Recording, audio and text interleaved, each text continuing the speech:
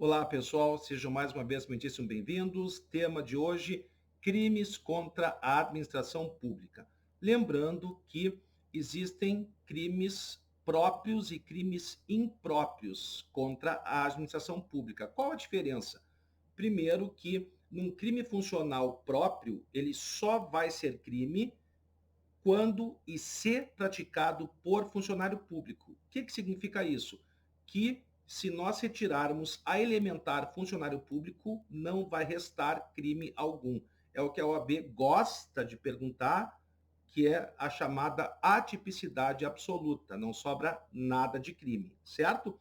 E existem os crimes funcionais impróprios. Claro que neles também consta a elementar funcionário público, mas retirando-se a elementar funcionário público, sobra um crime genérico. Por isso que, nesse caso, não há a chamada atipicidade absoluta, mas há a chamada atipicidade relativa. Por quê? Porque sobra um crime genérico. Querem ver? Exemplo de um crime funcional impróprio. Peculato furto. Ora, se nós retirarmos a elementar funcionário público, não vai sobrar o crime de furto? Claro, então atipicidade relativa. Agora vamos a um exemplo de um crime funcional próprio, ou seja, só é crime porque praticado por funcionário público. Prevaricação, artigo 319 do Código Penal, ou seja, o funcionário público que deixa de fazer ou faz em desconformidade com a lei um ato de ofício que ele deveria fazer, certo? Não existe qualquer outro crime em que particular, deixando de fazer isso por interesse ou sentimento pessoais, pratique um delito. Então, a prevaricação do artigo 319 é efetivamente um crime funcional próprio, porque só é crime porque é praticado por funcionário público. Galera, único crime culposo de todos esses crimes praticados por funcionários públicos contra a administração pública é o chamado peculato culposo.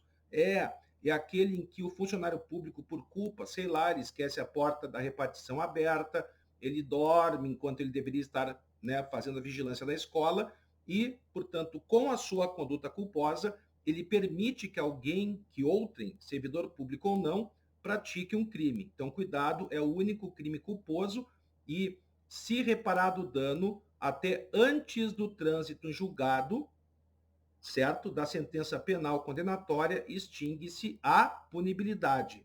Se for depois, a pena é diminuída. É o único crime em que há esse benefício. Também temos que estar muito ligados, certo? Em dois crimes que sempre caem na prova. Quais sejam, eles são bem parecidos, só muda o verbo, é claro. O crime do artigo 316, o crime de concussão, que é exigir para si ou para outrem uma vantagem devida, certo?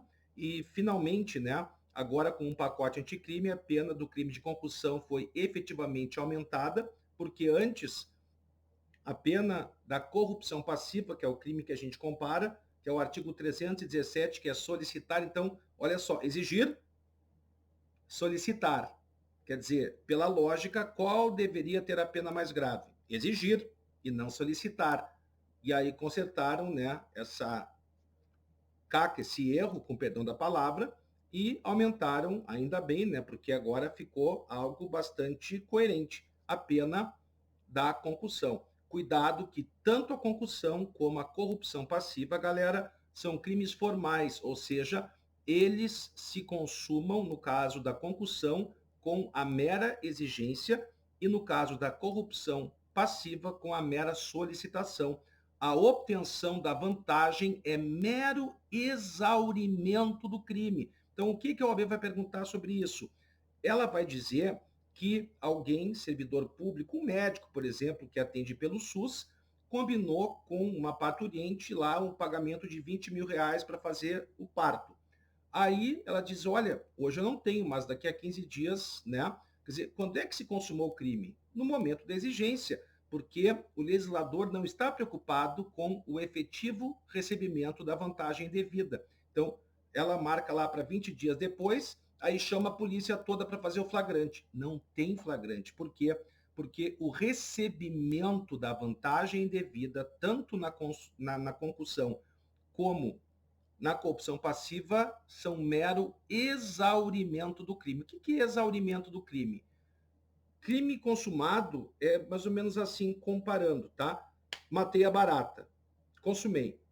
Agora, quando você exaure, cara, você retira tudo o que você pode e o que você não pode daquele crime. Então, seria matar barata e fazer assim, esmagar a tela realmente assim, sair aquela coisa branca, nojenta, entenderam? Então, muito cuidado, porque aí o que vai acontecer? No momento do recebimento da vantagem, não tem mais flagrante, porque é um crime formal. E aí eles vão dizer qual pedido que cabe por parte do advogado, se a prisão é ilegal. Claro que caberia a prisão preventiva, mas eles falarão no enunciado que houve prisão em flagrante. Ela é ilegal porque não estamos mais diante de flagrante e a OAB pergunta muito isso, portanto, o pedido a ser feito é o relaxamento da prisão em flagrante. Toda prisão ilegal, ela deve ser relaxada, certo? Mais uma questão importante, galera, temos então, como eu disse, um crime culposo e ainda para auxiliá-los, nenhum crime praticado contra a administração pública por funcionário público, certo? Ele é praticado, nenhum é praticado mediante violência ou grave ameaça contra a pessoa. Portanto, se a pena comportar, é possível que haja a substituição da pena privativa de liberdade por restritiva de direitos. Muito importante.